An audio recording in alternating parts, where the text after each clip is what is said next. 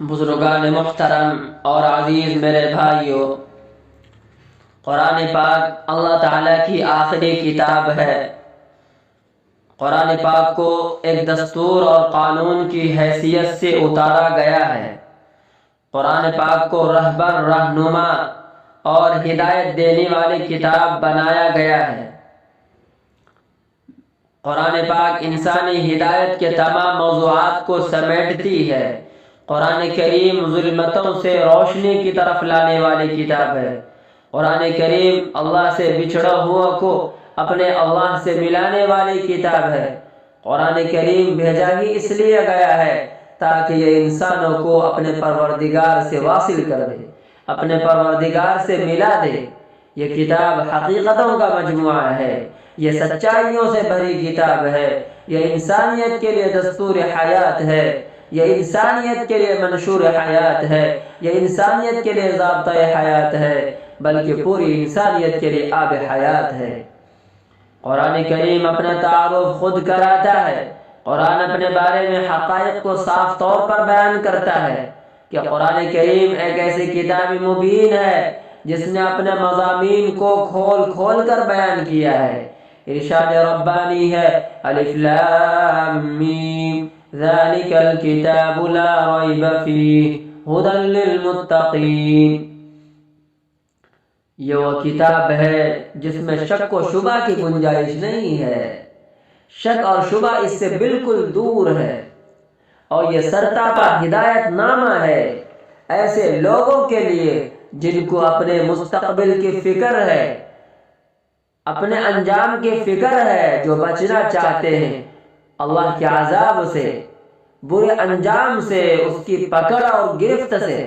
ان باضمیر انسانوں کے لیے، ان حساس انسانوں کے لیے، اس عقل مند انسانوں کے لیے قرآن پاک ایک گائیڈ بک ہے۔ قرآن کریم کے تعارف کے سلسلے میں حضرت علی رضی اللہ عنہ سے وہ نبوی جملے منقول ہے جو بہت ہی طاقتور اور مؤثر جملے ہیں۔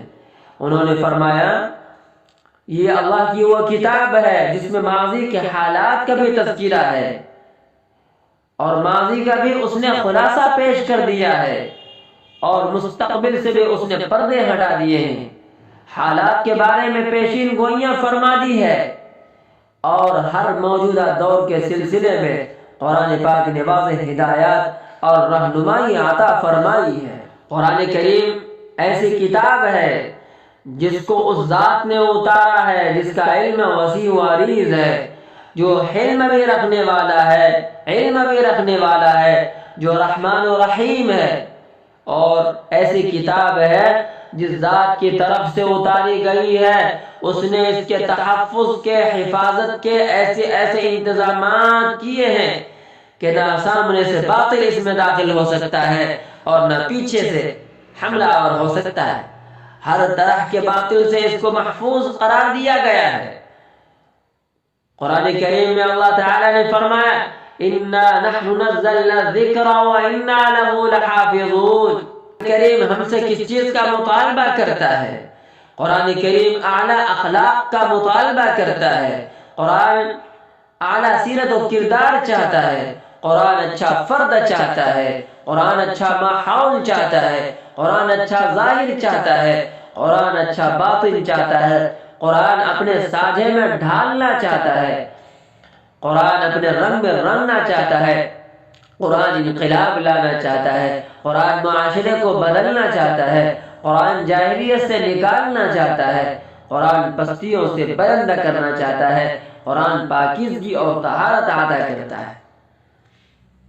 میرے بھائیو، قرآن ایک معجزہ ہے، جیسے معجزہ دیا گیا تھا حضرت صالح علیہ السلام کو اونٹنے کی شکل میں، اور حضرت موسیٰ علیہ السلام کو دیا گیا تھا لاٹھی کی شکل میں اور ید بیضاء کی شکل میں۔ جیسے کہ حضرت عیسیٰ علیہ السلام کو معجزہ دیا گیا تھا قم بإذن اللہ کہہ کر زندہ کرنے کی شکل میں، ویسے ہی بلکہ ان سے زیادہ طاقتور، ان سے زیادہ مؤثر، ان سے زیادہ جامع، ان سے زیادہ ہماگیر، ان سے زیادہ تابندہ اور پائندہ، اور ان سے زیادہ ہمیشہ رہنے والا طاقتور معجزہ قرآن پاک ہے۔ قرآن پاک کا معجزہ اس امت کو دیا گیا ہے، باقی معجزے اپنے انبیاء کے ساتھ رخصت ہو گئی۔ حضرت صالح علیہ السلام کی اونٹنی حضرت صالح علیہ السلام کی زندگی میں رخصت ہو گئی۔ حضرت موسیٰ علیہ السلام کی لاٹھی ان کے وفات کے ساتھ رخصت ہو گئی، لیکن قرآن پاک آپ علیہ السلام کے وصال سے رخصت نہیں ہوا، بلکہ قرآن جیسا کل طاقتور معجزہ تھا ایسے ہی آج بھی طاقتور معجزہ ہے۔